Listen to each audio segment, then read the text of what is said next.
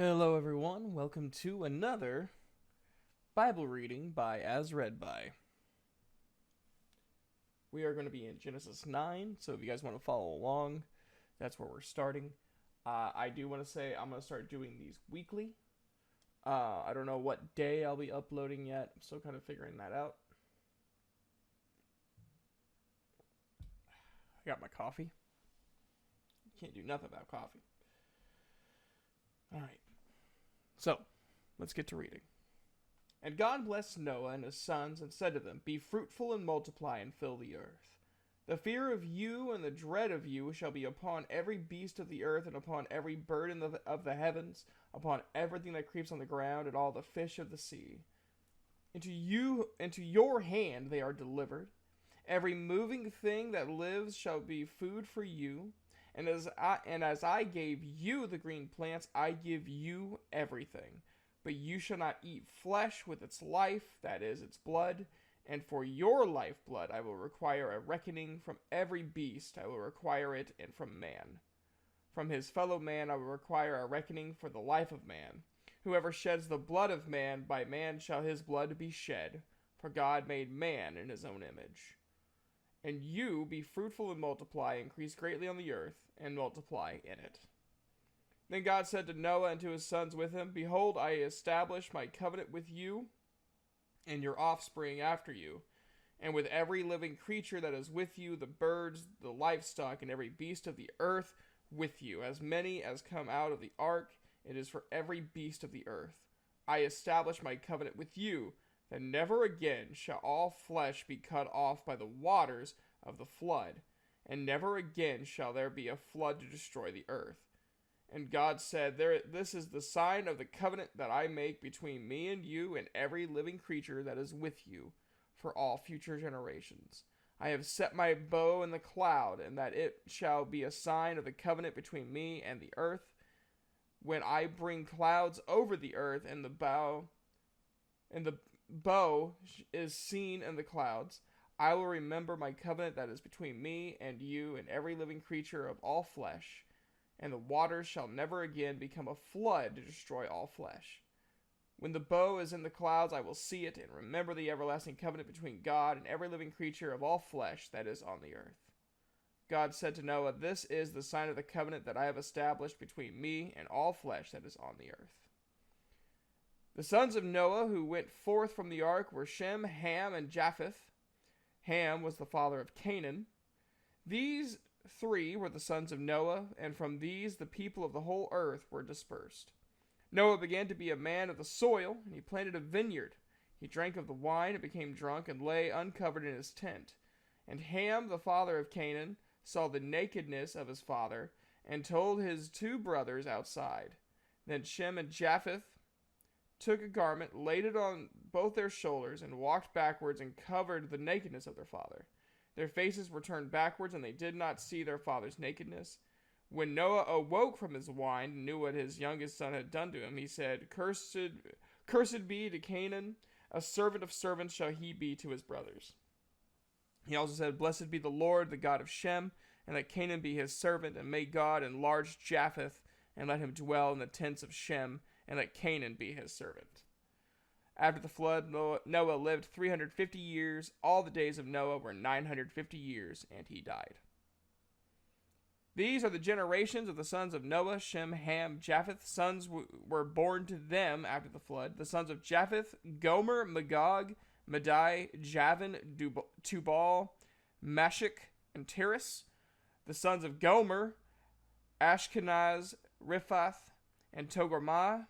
The sons of Javan, Elisha, Tarshish, Kittim, and Dodanim. And from the coastline peoples spread in their lands, each with his own language, by their clans and their nations. The sons of Ham, Cush, Egypt, Put, and Canaan. The sons of Cush, Seba, Havilah, Sabta, Rama, and Sabteka. The sons of Rama, Sheba, and Dedan.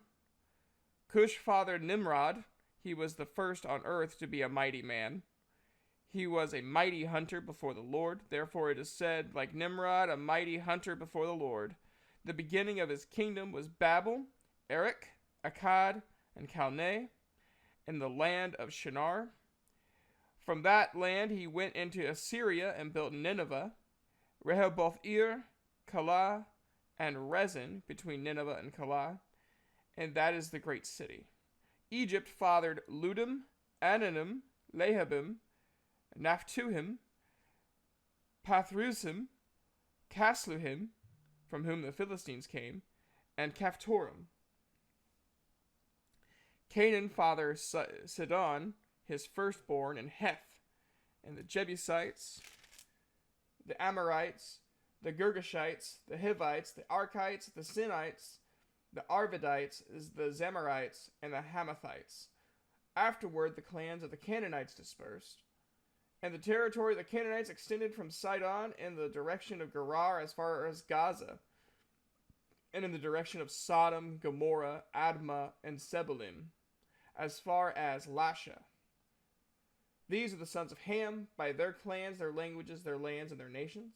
To Shem also, the father of all the children of Eber, the elder brother of Japheth, the children were born. The sons of Shem, Elam, Asher, Arpachshad, Lud, and Aram. The sons of Aram, Uz, Hul, Gether, and Mash. Arpachshad fathered Shelah, and Shelah fathered Eber. To Eber were born two sons. The name of one was Peleg, for in his days the earth was divided, and his brother's name was Joktan. Joktan fathered Almodad, Shelef, Hazarmaveth, Jerah, Hadoram, Uzal, Diklah, Obal, Abimael, Sheba, Ophir, Havilah, and Jobab. All of these were the sons of Joktan. The territory in which they lived extended from Mesha in the direction of Saphar to the hill country of the east. These are the sons of Shem by their clans, their languages, their lands, and their nations. These are the clans of the sons of Noah, according to their genealogies and their nations, and from these the nations spread abroad on the earth after the flood. Now we're just going to read one more. Get that nice, sweet, over 10 minutes. Now the whole earth had one language and the same words, and as people migrated from the east, they found a plain in the land of Shinar and settled there. And they said to one another, "Come, let us make bricks and burn them thoroughly." And they had brick for stone and bitumen for mortar. And then they said, "Come, let us build ourselves a city and a tower with its top in the heavens, and let us make a name for ourselves, lest we be dispersed over the face of the whole earth." And the Lord came down to see the city and tower which the children of man had built. And the Lord said, "Behold, they are one people, they have all one language, and this is only the beginning of what they will do. And nothing that they propose to do will now be impossible for them. Come, let us go down and there confuse their language, and that they may not understand one another's speech." So the Lord dispersed them, and from there over the face of all the earth, and they left off building the city. Therefore its name was called Babel, because the Lord confused the language of all the earth. And from there the Lord dispersed them over the face of all the earth. There are the generations of Shem. When Shem was 100 years old, he fathered Arpachshad 2 years after the flood. And Shem lived after he fathered Arpachshad 500 years and had other sons and daughters. When Arpachshad had lived 35 years, he fathered Shelah. And Arpachshad lived after he fathered Shelah 403 years and had other sons and daughters. When Shelah had lived 30 years, he fathered Eber. And Shelah lived after he fathered Eber 403 years, had other sons and daughters. When Eber had lived 34 years, he fathered Peleg. And Eber lived after he fathered Peleg 430 years and had other sons and daughters. When Peleg had lived 30 years, he fathered Reu. And when Peleg had lived after he fathered Reu 209 years and had other sons and daughters. When Reu had lived 32 years, he fathered Serug. And Reu lived after he fathered Serug 207 years and had other sons and daughters. When Serug had lived 30 years, he fathered Nahor. And Serug lived after he fathered Nahor 200 years and had other sons and daughters. And Nahor had lived 29 years, he fathered Terah. And Nahor lived after he fathered Terah 119 years and had other sons and daughters. And when Terah had lived 70 years, he fathered Abram, Nahor, and Haran.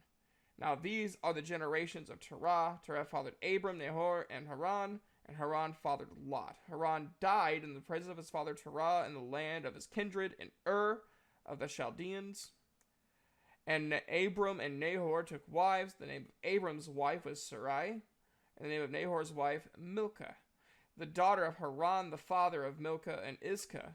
Now Sarai was barren and had no children. Terah took Abram his son, and Lot the son of Haran his grandson, and Sarai his daughter-in-law, his son Abram's wife, and they went forth together from Ur of the Chaldeans to go into the land of Canaan.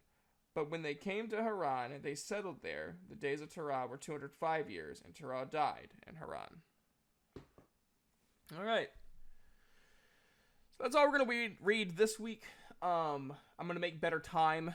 It's been a hectic week.